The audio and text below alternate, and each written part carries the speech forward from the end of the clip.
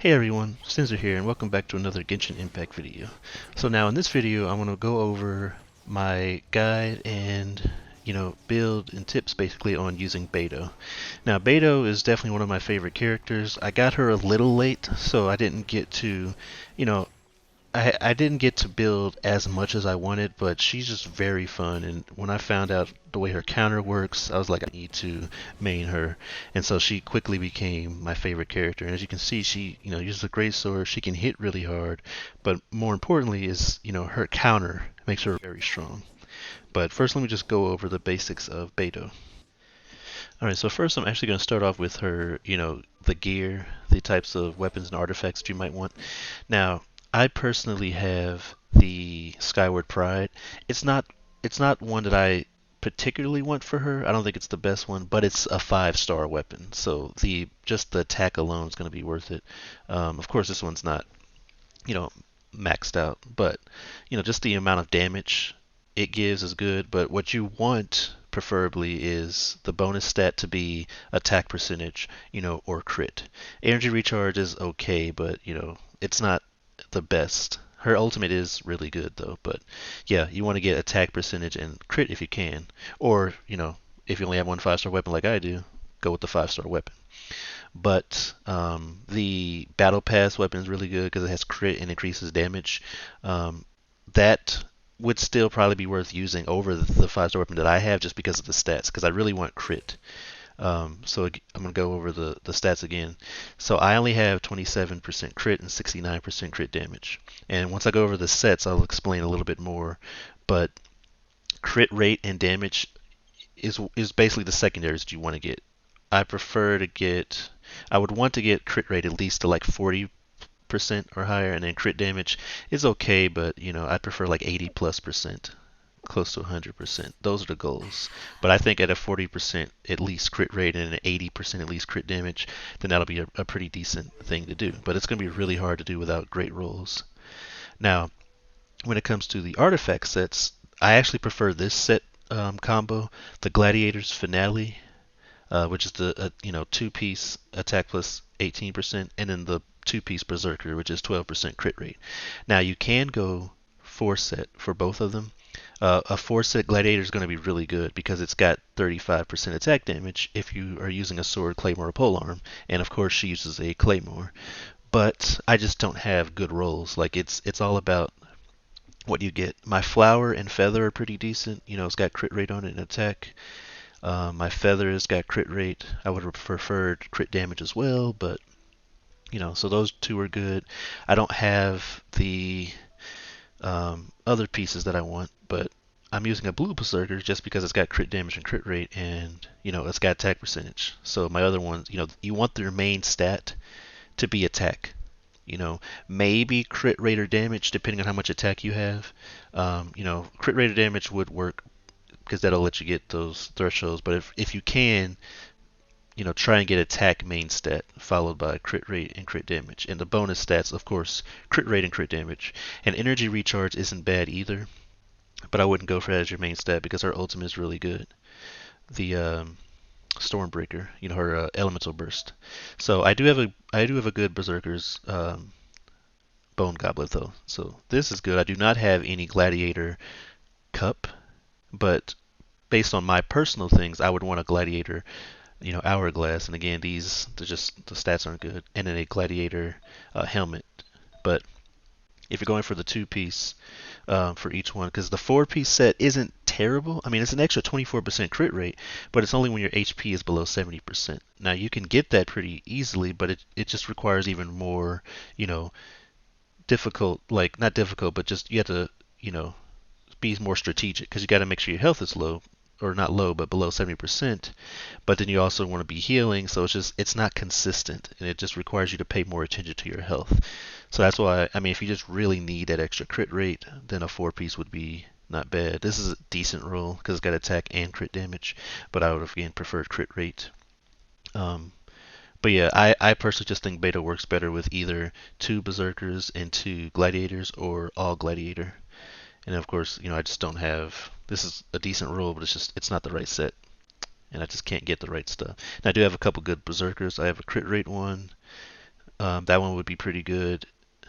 This crit damage one would be pretty good too, but I'm personally going to get this Gladiator one up, and then I'm either going to, once I get that maxed out, I'm either going to use that and this one, just because it's, a 5-star, or I'll just wait till I get another one. But yeah, those are the kind of things you're looking for. But I prefer this one just because you get that extra crit rate.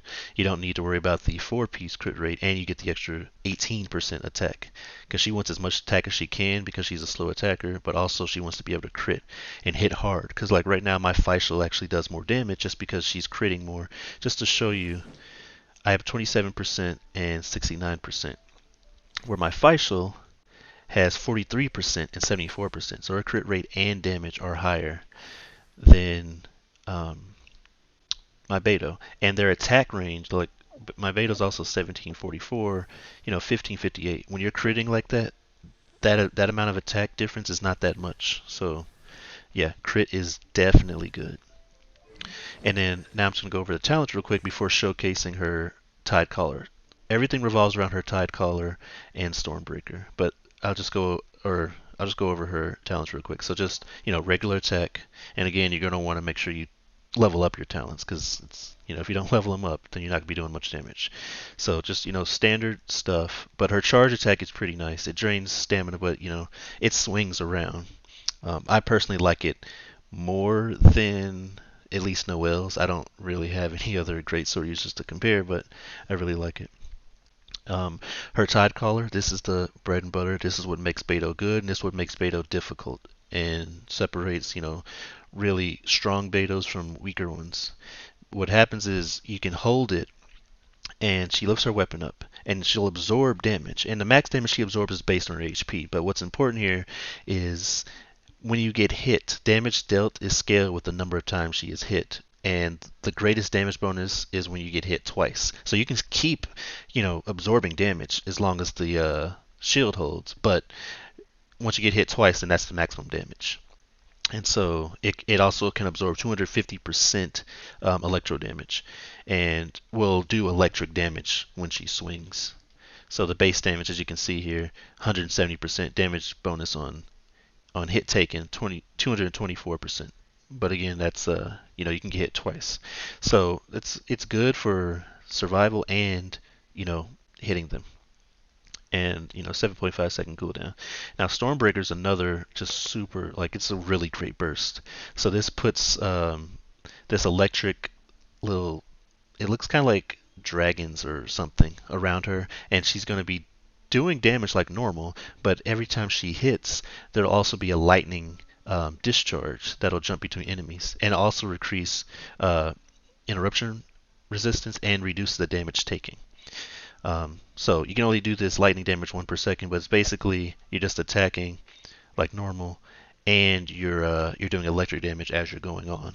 So you can see here the duration is 15 seconds with a 20-second cooldown, and it's a big 80 cost energy. But if you have that energy recharge, and you have like Venti or something, if you're getting a lot of energy, then you basically will only have a 5-second downtime.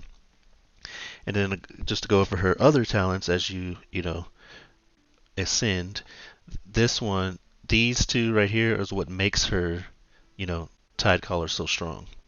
So counterattacking with Tidecaller at the precise moment, so getting that timing right will automatically give you the maximum damage bonus. So you don't have to sit there and wait to get hit by 2 attacks. This is great for, just quick countering, and it's just also fun to, do it at the right moment. But also if an enemy's just going to do one attack and it's not attacking fast enough, you know, time it right, and boom, you get the maximum damage bonus. Not only is that strong just for the damage bonus itself, but then when you get to level 4, Ascension level 4, then you get the Lightning Storm. And that's when you get a buff for 10 seconds after using the Tidecaller counter at its maximum damage bonus.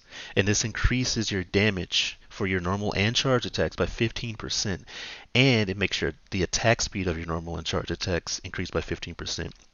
And then finally, on top of that, greatly reduce the delay before unleashing charged attacks. So this really makes her just hit harder, hit faster, and it makes her charged attack really strong too, because she will attack pretty fast and be doing a lot of damage. And then, it's just the out of combat thing. She less stamina while swimming.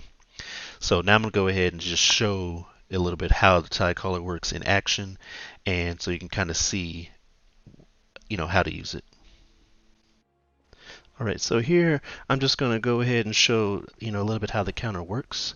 So on this first enemy, I'm going to, you can kind of tell when you go and put the counter down how much it's going to be, because she goes down into this one stance. So this time, I was only able to get the first one, but let me go ahead and show you what it looks like when you get two of them.